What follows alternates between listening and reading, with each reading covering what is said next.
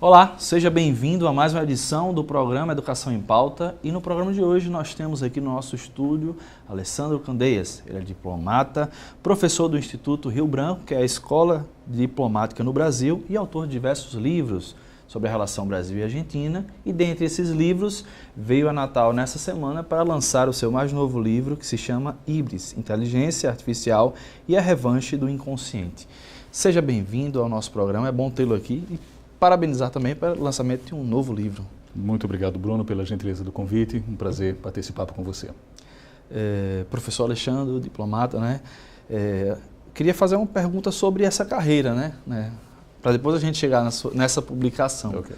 Bastante interessante. Né? Pernambucano, estudou em Natal, voltou para Recife. Como é que foi esse momento inicial? Desde cedo que você já buscava essa carreira?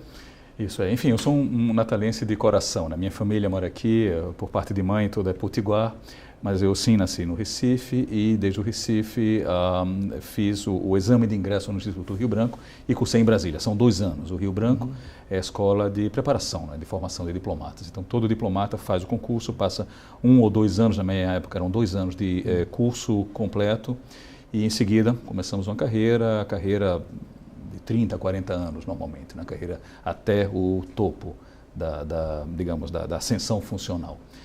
E esse foi meu primeiro emprego, de certa forma, né? Quer dizer, eu saí da universidade, eu cursei Direito no Recife. E Por que Recife, hein? Por que Recife? É uma das renomadas do curso de Direito? Você queria ir para lá? Na verdade, eu nasci no Recife, eu sou recifense, né? Eu, enfim, morei em Natal 5 anos, fiz o meu ensino médio aqui em Natal e retornei ao Recife para fazer a faculdade. E na época era um curso, sim, o curso de Direito, normalmente Ciências Humanas são as universidades mais, digamos, procuradas pelos candidatos à carreira de diplomata, né? Então, se você vê, por exemplo, o perfil das turmas, a maioria vem de Direito, hoje Relações Internacionais, na minha época não havia, mas Direito, Economia, Relações Internacionais, enfim, Geografia, História, e num segundo, Economia, muito, e num segundo bloco, digamos, alguns colegas que vêm da área mais técnica, né, das ciências chamadas duras, né? Então, a engenharia, física, química, matemática, mas isso é realmente a minoria. A grande maioria, eu diria que quase 80% vem todas de ciências humanas, então foi o meu caso. O senhor já esteve na Argentina, como é que foi esse momento com Itamaraty e no exercício da sua função? Isso, enfim, eu tenho 30 anos já de carreira, né? Então, na carreira de diplomata você passa uma parte no Brasil, em Brasília, no Itamaraty, e uma parte no exterior, né? Então, no meu caso específico, no exterior eu estive na França, foi meu primeiro posto, né, em Paris. Em seguida, Buenos Aires, embaixada em Buenos Aires, e mais recentemente em Bogotá, Colômbia. Mas a grande parte da carreira eu passei em Brasília, em várias áreas do Itamaraty, então trabalhando, por exemplo, desde gabinete do ministro, organismos internacionais, Nações Unidas, tratados internacionais, cooperação técnica, meio ambiente e outra coisa que é interessante também, mesmo sendo da carreira, você pode trabalhar em outros ministérios. Então, no meu caso, além do Itamaraty, eu trabalhei no Ministério da Educação, fui assessor internacional por 3 anos no Ministério da Educação. Inclusive, o seu programa na Educação em Pauta realmente é extraordinário. Você vê a capacidade de cooperação internacional da educação brasileira. Os nossos programas eles têm grande prestígio internacional, desde, enfim, alfabetização até pós-graduação. Trabalhei também na Secretaria de Assuntos Estratégicos da Presidência. Fui chefe de gabinete e também fui chefe de gabinete do Ministério da Defesa, mais recentemente, e do Ministério da Segurança Pública. Então, como diplomata, você pode, né, além do Itamaraty, você pode ter essa experiência e trabalhar em outros setores do governo federal. Depois da formação, quais são as áreas? A gente já falou representante de assuntos, embaixadas, qual é o leque, assim? Ok, bom, dentro do Itamaraty você tem, de fato, várias áreas, né? Você tem, digamos, a mais conhecida, normalmente é a área política, né? Então, na política, a gente tem 2 grandes temas. A política que a gente chama de bilateral, que é país a país, né? O Brasil representando, enfim, eu sendo representado pelo diplomata junto a outro governo, né? Representação política. Você tem uma área política que a gente chama de multilateral, que são organismos internacionais, Nações Unidas, OEA, enfim, Unesco, então são, né, os organismos, sobretudo do sistema das Nações Unidas. Esse é o setor político. No setor econômico você tem, normalmente, promoção comercial, né, uma área muito forte. O Itamaraty ajuda muito o exportador brasileiro a identificar mercados, inteligência comercial, né, prospecção de mercados, enfim, investimentos também e finanças, né, organismos junto a organismos financeiros internacionais. Então esse seria, digamos, o segundo bloco mais econômico. Você também tem outras áreas, como por exemplo a área consular, né, são vários consulados, e um pouco a dúvida que a gente tem, qual é a diferença, né, entre uma embaixada e um consulado? Embaixada ela é uma representação política do Brasil, né, então é o Brasil sendo representado junto ao governo, né, do outro estado, do outro país. Ao passo que consulado, os consulados, a nossa rede consular, ela representa os interesses do cidadão brasileiro no exterior. Então nós temos muitas comunidades de brasileiros que moram, enfim, já radicadas há vários anos, em vários países, desde aqui da região, enfim, Paraguai, Bolívia, Uruguai. Estados Unidos é uma comunidade muito importante, né, de brasileiros, da mesma forma Europa, então Inglaterra, França, Alemanha, Japão, né. Então os consulados, eles defendem os interesses da comunidade brasileira lá fora, seja a comunidade, digamos, de imigrantes brasileiros que já estão radicados lá, seja mesmo de turistas, de estudantes. Né? Então, e no imaginário cinematográfico tem muitas essas relações, né? Sobretudo na cultura americana. Quer dizer, a embaixada é realmente um território brasileiro? Como é que funciona do ponto de vista jurídico? Essa é uma boa pergunta e, de fato, né, é uma dúvida que é muito comum mesmo. A embaixada, assim, para o direito internacional, a embaixada não é um território, o chão da embaixada não é território do país, que é, como se diz, o país acreditado. Não é? O que acontece é que as leis do país onde está a embaixada não se aplicam àquele espaço físico da embaixada. Né? O que é que eu quero dizer? Quer dizer, aquele espaço continua pertencendo ao país onde está, país estrangeiro, mas a polícia não pode entrar, tudo o que acontecer ali dentro, a lei, a Constituição, as leis, toda a normativa do país que recebe a embaixada não se aplicam à lei, que se chama de imunidade, né? Imunidade jurisdicional. Então, a embaixada ela é imune às leis, ação da polícia, por exemplo, nenhum policial pode pular o muro da embaixada e prender ninguém na embaixada. Tudo o que acontece lá dentro, as leis que se aplicam são as leis brasileiras, né? Então, sei lá, se houver alguma contravenção, algum crime dentro da embaixada, se aplica a lei brasileira. Né? Inclusive de pessoas desse outro país, né? Inclusive, exatamente. Então, por exemplo, alguém entra no embaixada e consulado, vale a mesma regra. Né? Então, se entra alguém no consulado, um estrangeiro, e dentro do espaço do consulado pratica algum crime, né,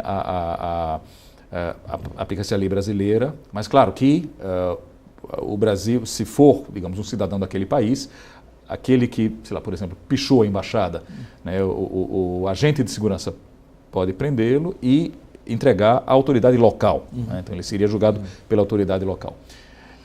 Mas é isso, quer dizer, o território não é do Brasil, não é do Brasil, né, no exterior, ele pertence a outro país, só que as leis não se aplicam. Então a imunidade, como a gente diz, é imunidade jurisdicional, imunidade administrativa, a mesma coisa. Os agentes diplomáticos e os seus familiares, eles não são submetidos a, digamos, a execução, por exemplo, penal, do direito penal lá fora. Se pratica um crime fora do país, ele não pode ser julgado pelas leis do país. Não um crime, aí estamos falando de direito, sobretudo, penal. É claro que, enfim, se isso vier a acontecer, na hipótese, o constrangimento é tão grande que o Brasil vai ter que levar de volta aquele agente diplomático que fez aquele erro. Mas ele não pode ser perseguido, não pode ser julgado, né? Por outro lado, aí você tem um outro ramo do direito, que é o direito administrativo. Então, por exemplo, ele pode ser multado? Sim, pode ser multado. Se pratica uma contravenção administrativa apenas, ele pode ser multado, ele paga as taxas. Uma pena mais branda também, né? Exatamente, então, mas não penal, digamos. Aí a imunidade jurisdicional penal ela é completa. O senhor tem alguns livros publicados nessa relação Brasil-Argentina, Mercosul, né? Como é que foi esse elo? Isso esse foi meu segundo posto, né, no exterior argentino, passei 4 anos e na época eu fui adido político do Brasil na Argentina, eu acompanhava então sobretudo a política interna. E a Argentina é um país assim, muito ligado ao Brasil, né, por todo aquele processo de integração, né, e nesses 4 anos eu pesquisei, né, sobre a história da Argentina e fiz uma tese sobre a Argentina que resultou nesse livro, né. Na verdade, um pequeno parêntese, na progressão da carreira, quando você passa de conselheiro para ministro, que é uma etapa já quase chegando ao final da carreira, na segunda metade, digamos, da carreira, você tem que fazer uma tese sobre um tema qualquer. E eu escolhi a Argentina. E a minha tese foi sobre, para começar, não como o Brasil olhava a Argentina, mas como a Argentina olhava o Brasil. Então eu pesquisei autores argentinos, né? A ideia desde a colônia, desde 200 anos atrás, do período da independência até o período mais recente, o início desse século, a era Kirchner, né? Então, como os autores da Argentina viam o Brasil, e desde a literatura, relações internacionais, ciência política. Então, essa tese tem dois blocos. Um primeiro, que a gente chama de História das Ideias Políticas, né? Então, qual a história da ideia do Brasil dentro da política da Argentina, né? Como é que os argentinos, os hermanos, né, nos veem? Ou como aliado, ou como rival, a gente fala sempre muito, né, da rivalidade. E no segundo bloco, então o primeiro é a história das ideias e o segundo era a história em si. Quer dizer, eu procurei como essas ideias se traduziram na prática, né, na história mesmo, nos eventos históricos. E aí a conclusão dessa tese é mostrar que, apesar, né, se você pega, digamos, a longo prazo, né, de 200 anos para cá, na verdade um pouco antes, desde a colônia, se você coloca num gráfico, digamos, né, aproximação, recuo, até o final da década de 70, o Brasil se aproximava, recuava, né, aproximação, recuo, enfim, momentos de tensão, momentos de amizade, etc., era um pouco errática. Mas a partir do final dos anos 70, sobretudo anos 80, 90 e a partir de então, digamos, a curva histórica ela dá um salto, ela se estabiliza, você tem ainda algumas pequenas variações, mas num patamar mais alto de integração. Isso o argumento da tese então é isso. A gente passou por 200 anos de uma história pouco complicada de aproximação e recuo, mas desde o final dos anos 70, ainda no período militar, né, ainda no final, já era Figueiredo, final do período Geisel, mas no começo do Figueiredo, e do outro lado da Argentina ainda era ditadura militar, e depois com a redemocratização, né, Alfonsín na Argentina, Sarney no Brasil, etc., houve um salto histórico no sentido realmente da integração. Os dois países superaram, né, todas as suas divergências, começaram a se integrar, né, abrir os seus mercados, e hoje em dia essa nova geração, né, está muito mais ligada conhece muito mais o outro país do que as gerações antigas. A minha própria geração conhecia muito menos. Então, por exemplo, muitos argentinos hoje são muito mais ligados ao Brasil do que os pais eram, né? Então, passam férias no Brasil, estudam no Brasil, existe uma admiração muito grande, né, enfim, do Brasil, culturas, né? a partir da Argentina. Isso em todas as áreas, todo o espectro político, então políticos de esquerda ou de direita querem trabalhar com o Brasil, o Mercosul, o Mercosul ajudou muito, né? Ajudou muito, o empresário argentino. A gente vai precisar fazer uma pausa, mas a gente volta ainda a conversar. Você de casa não sai daí, já a gente volta com o segundo bloco do programa Educação em Pauta. Até lá.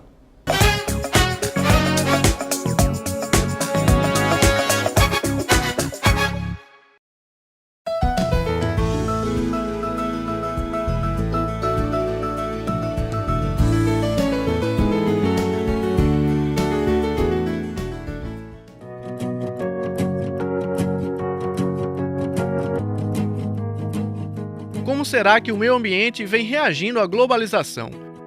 Na correria do dia a dia, a gente acaba nem notando, mas áreas verdes como esta fazem uma grande diferença em nossas vidas. As árvores prestam serviços ambientais e os benefícios trazidos por elas são muitos. E o melhor de tudo, elas não cobram nada por isso. No IFRN, a arborização é um assunto levado a sério, e quem entra no Instituto logo nota os desenhos feitos nas árvores que, além de melhorar a qualidade de vida, harmonizam e embelezam o ambiente. Marina jogou essa garrafa de refrigerante no lixo seco. A garrafa foi apanhada pelo catador João e transformada nesse pote de iogurte. Maurício comprou, bebeu o iogurte e jogou o pote no lixo seco. Aí veio o catador João e ajudou a transformar o pote de iogurte em sacola plástica. Vovó Irene usa a sacola para levar as compras para casa. Depois de usada, a sacola foi para o lixo seco. E junto com outras sacolas, se transformou em mais uma garrafa PET. Você pode fazer o mesmo. Separe o lixo úmido do lixo seco e ajude a construir um mundo melhor. Repense, reaja, recicle. Uma iniciativa do Instituto Federal de Educação, Ciência e Tecnologia do Rio Grande do Norte. Assim ele parece inofensivo, mas você já sabe os males que esse mosquitinho pode trazer. Por isso, todo cuidado é pouco para que o Aedes aegypti não se prolifere. Aí vão algumas dicas. Verifique caixas, reservatórios e depósitos de água. Eles devem permanecer limpos e lacrados. Deixe o terreno limpo de copos plásticos, pneus, sacos de lixo. Não parece, mas eles podem ser criadouros do mosquito. As calhas dos telhados devem estar sempre limpas e desentupidas. O acúmulo de água é um local ideal para o Aedes aegypti. Coloque telas nas janelas da sua casa. Isso evita visitas indesejadas ao longo do dia. Ter bichinho em casa é bom, mas lembre sempre de trocar a água dele e de lavar o recipiente. Caso tenha alguma dúvida, entre nesse site ou ligue para esse número. É o seu canal de comunicação com o governo federal. No IFRN, todos os campos estão engajados na luta contra o Aedes aegypti. Isso porque a gente sabe que para vencer essa guerra, cada um tem que cuidar da sua parte. Entre na luta você também e prove que um mosquito como esse não é mais forte que um país inteiro. É o IFRN na luta contra o Aedes aegypti.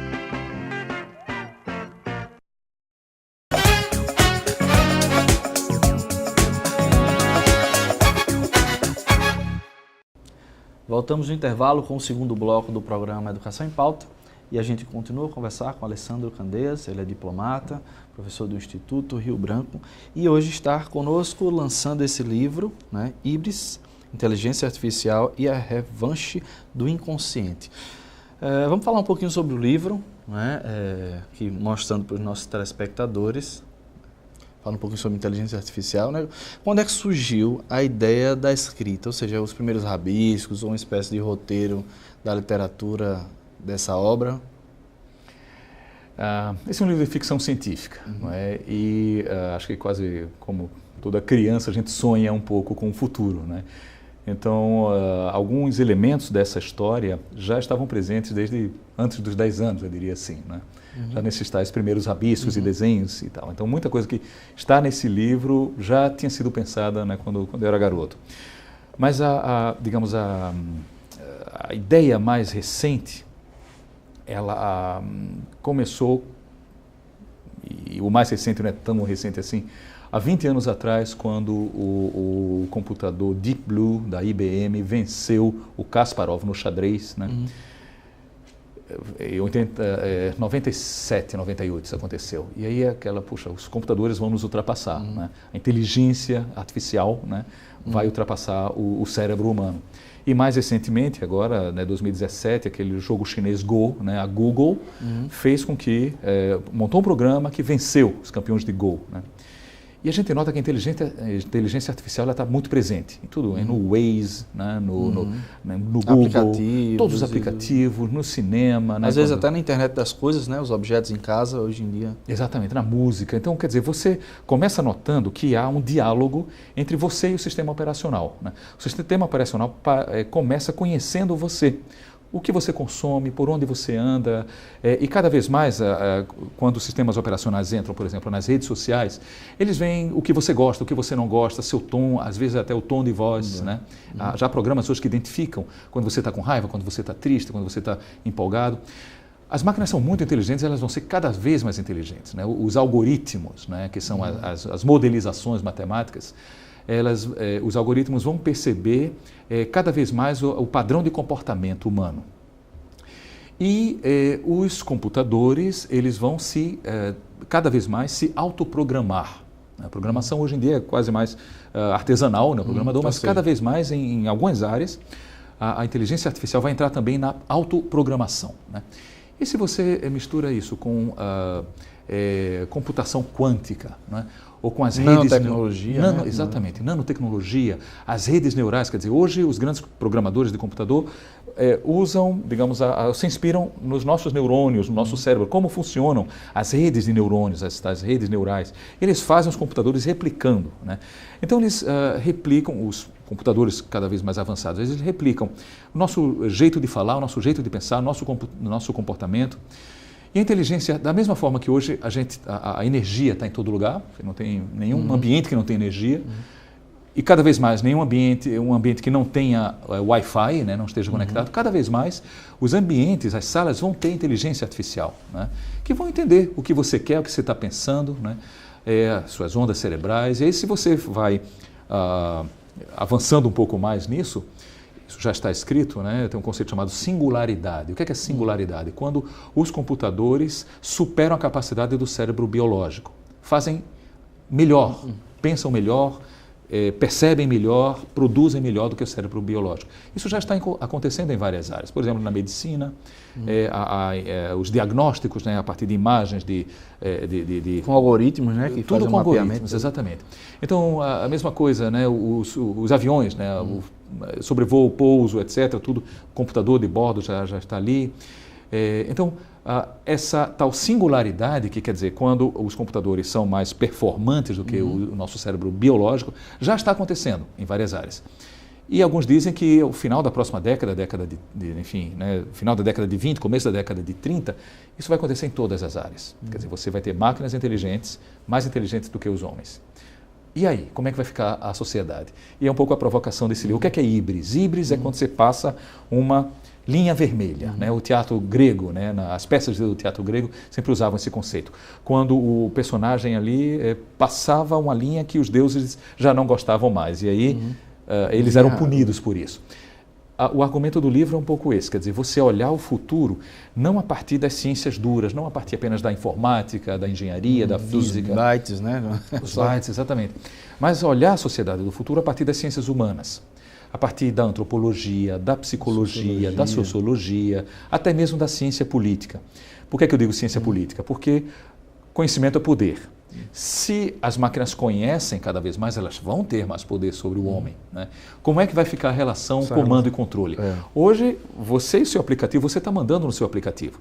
Mas a partir de, se a evolução continuar na curva como está, na velocidade como está, o aplicativo vai conhecer tanto de você, não é? de seu comportamento, de seu consumo, padrão de consumo, etc., que vai começar não apenas sugerindo coisas para você, como hoje sugerem. Como acontece, né? Sugerem músicas e filmes e tal. Começa dizendo, não, meu filho, não é por aqui não, faça isso. Não, mas não quero fazer, não, eu estou mandando você fazer. Né? Então você tem um comando, uma relação de poder entre o homem e a máquina. Como é que ela vai ficar com máquinas mais inteligentes?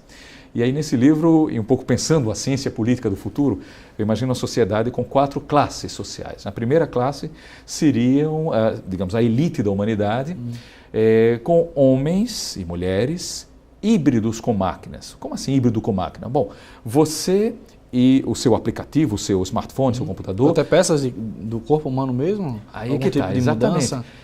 Um ciborgue, né? Exatamente. Só que em vez dessas peças serem de metal, como está hoje nos filmes, essas peças vão ser tecidos biológicos. Porque os circuitos integrados já podem ser impressos em tecidos. Né? E você pode aplicar, você pode turbinar o seu cérebro colocando o tecido mesmo, um tecido inteligente, que vai te conectar. Eu vou poder falar com você em qualquer outro lugar, né? Ou lentes mesmo. Lentes, né? Ou a gente, por exemplo, imagina, a internet estando dentro de você, estando do seu... Você quer saber de alguma coisa, em vez de você ter que digitar no Google, você basta pensar, a tua onda cerebral já aciona um comando e o teu cérebro já recebe a resposta, por causa de um dispositivo inteligente que está dentro do seu cérebro. Então, a primeira classe seria, digamos, uma elite da humanidade híbrida, integrada com sistemas inteligentes, né? As máquinas dentro de você e não fora. Essa é a primeira classe. Uma segunda classe, imagina, uma classe social formada por máquinas inteligentes, por sistemas operacionais, não humanos, mas elas têm poder. Né? Robôs mesmo ou robôs. Salas e robôs? Sistemas. Boa pergunta. Robô, a gente imagina logo um Android. Mas a gente está falando de sistema operacional. Claro. Que ele pode ser fisicamente um robô, Está na mas nuvem ele está também, né? Está na nuvem, Tá na exatamente. nuvem. Conectado com tudo, entendeu? Você não está vendo, mas ele está presente. Né? É um ambiente inteligente. Nessa E aí sala o perigo aqui, dela, ele ter uma coisa quase que divina, que é a questão da onipresença, né? você tocou num ponto fundamental. Essa tal elite, né, híbrida, né, com máquinas, ela pode se bifurcar em duas. Primeiro, super-homens, digamos, né? Você é um super-homem, já que você tem poder até... Talvez por acima exemplo, da média, né? acima da média. Você pode, por exemplo, mandar imprimir em 3D uma coisa aqui, né? Eu quero que apareça um vaso ou uma máquina, entendeu? Hoje em dia, a impressão, que a gente conhece a impressão na folha de papel, hoje em dia você já imprime em 3D. Empresas chinesas imprimem máquinas, imprimem prédios inteiros em 3D, né? Você pode mandar imprimir. Inclusive aqui em Natal, um aluno de engenharia já fez uma impressora 3D com cimento, fazendo casas, né? Exatamente. Mas essa área 3D também fazem partes do corpo humano Partes já, não é? do corpo, exatamente. Então, a primeira, digamos, como eu falei, essa elite vai se bifurcar. Uma vão ser super-homens, né? Conseguir fazer coisas que os homens normais nós não conseguimos, homens e mulheres. E uma segunda, como você acabou de dizer, quer dizer, vai crescer tanto que vai querer ser semideus. Né? Ser semideuses, vão conseguir fazer, entre aspas, milagres, né? que na medicina, etc., só porque elas conseguem ter acesso a essa inteligência. Né? Então, essas duas classes, né? A terceira classe seriam os homens e mulheres que se relacionam com sistemas inteligentes, mas mantêm a distância. Quer dizer, elas não se integram. É você e a máquina ali. E esses vão ter androides, por exemplo. Talvez o seu neto lhe peça como presente de aniversário de 10 anos, um robozinho que vai acompanhá-lo a vida toda. Então, o robozinho que ele possivelmente ele vai ganhar do vovô, Bruno, vai acompanhá-lo a vida toda. Quando o seu neto tiver 60, 70, 80 anos, ele vai conhecer toda a vida do seu neto. Ele vai continuar sendo upgraded, né, com tudo. E vai ser, eu chamo no livro, anjos cibernéticos. Um anjo da guarda que vai ser um robozinho, né, que vai acompanhá-lo a vida toda. E a quarta classe vão ser os excluídos digitais. Né? Esses são os... Aí você tem dois tipos. Né? A grande maioria que não vai ter acesso a essas benesses da tecnologia. Questão econômica, né? Por questão econômica, exatamente. São os como a gente tem, infelizmente. Né? Quer dizer, quando a gente fala de tecnologia, normalmente os arautos da tecnologia, eles dizem que tudo vai ser um paraíso, tudo vai funcionar. A gente sabe que não vai ser assim. Infelizmente, ainda vão acontecer problemas de atos sociais e cognitivos. Então, vão ser os excluídos. E uma parte desses excluídos vão querer ser excluídos por decisão própria. Uma contra-hegemonia. Exatamente. Uma resistência. Né? E aí, nessa história, um desses excluídos digitais, ele de síndrome de Down. E a mãe dele não queria, as máquinas vão querer, entre aspas, consertar a anomalia, entre aspas, fazer um upgrade no menino de 7 anos, e a mãe não quer. E aí começa toda a trama. É uma guerra de titãs cibernéticos. Spoiler, né? Spoiler alert. Mas vamos ver o que acontece no final. O senhor na vida é mais apocalíptico ou integrado? Olha, esse livro é um alerta. Né? Esse livro é um alerta, justamente. A gente precisa ter consciência para não terceirizar tudo. Não é? A gente tem que continuar sendo humano, tem que continuar tendo interação. Às vezes, hoje em dia mesmo, a gente joga toda a nossa memória, não sabe os nomes das pessoas, os telefones, etc. A própria agenda está terceirizada no aplicativo. E às vezes a educação do filho também, né? Educação terceirizada. Não, a gente tem que assumir a humanidade. Se a gente fizer isso e colocar, digamos, essa inteligência artificial a serviço da humanização e não da desumanização, a gente vai conseguir. É por isso que esse livro é um alerta. Respondendo a sua pergunta, eu sou um humanista. Então eu escrevi um pouco esse livro para alertar para que a gente não penda para o outro lado. Né? Que faça essa transdisciplinaridade, né? Que é algo que o senhor citou na palestra. Você tem tudo, né? Você tem física, você tem biologia, química, ciências sociais. E sobretudo a questão das ciências humanas, né? Porque às vezes quando a gente fala de tecnologias, no país que estamos, com pouco investimento cada vez menor, parece que as ciências humanas não é levada tão em conta, né? São fundamentais. O Gilberto Freire falava da sociologia do futuro. Então, esse livro é um pouco uma sociologia do futuro, né? E aí, um pouco uma frase também para responder a sua pergunta, quer dizer, as máquinas, elas são servos ou servas excelentes, mas elas serão mestres tiranos se a gente se entregar muito e terceirizar muito áreas da nossa vida para as máquinas. Então, esse é o alerta, né? Que a gente fique sempre progredindo, né, em termos de ciência e tecnologia, mas guardando a nossa humanidade. Muito obrigado, Alessandro. Uma última pergunta para a gente finalizar. Agora o telespectador pode estar se perguntando como é que ele pode adquirir esse livro em Natal? Okay. Muito bem. Aqui em Natal, na livraria Leitura, não é? Do Shopping Natal. Natal Shopping. Natal Shopping, exatamente. E, enfim, física, mas também ele pode ser, digamos, baixado, né, como e-book pela Amazon. Ah, mas o livro físico aqui na livraria Leitura, ou também pode ser a Amazon, pode ser, enfim, encomendado também. Mas vamos valorizar as nossas livrarias, vamos visitar as livrarias, vamos comprar os livros dentro das livrarias. Muito obrigado. Obrigado, Bruno. Prazer. E você de casa, muito obrigado pela sua audiência. A gente termina aqui mais uma edição do nosso programa Educação em Pauta, fazendo sempre o convite todos os sábados, às 10 horas da manhã, aqui na TV Câmara, aos domingos no mesmo horário, e também os programas que já foram transmitidos, você pode acompanhar no nosso canal do YouTube. A gente se vê. Até lá.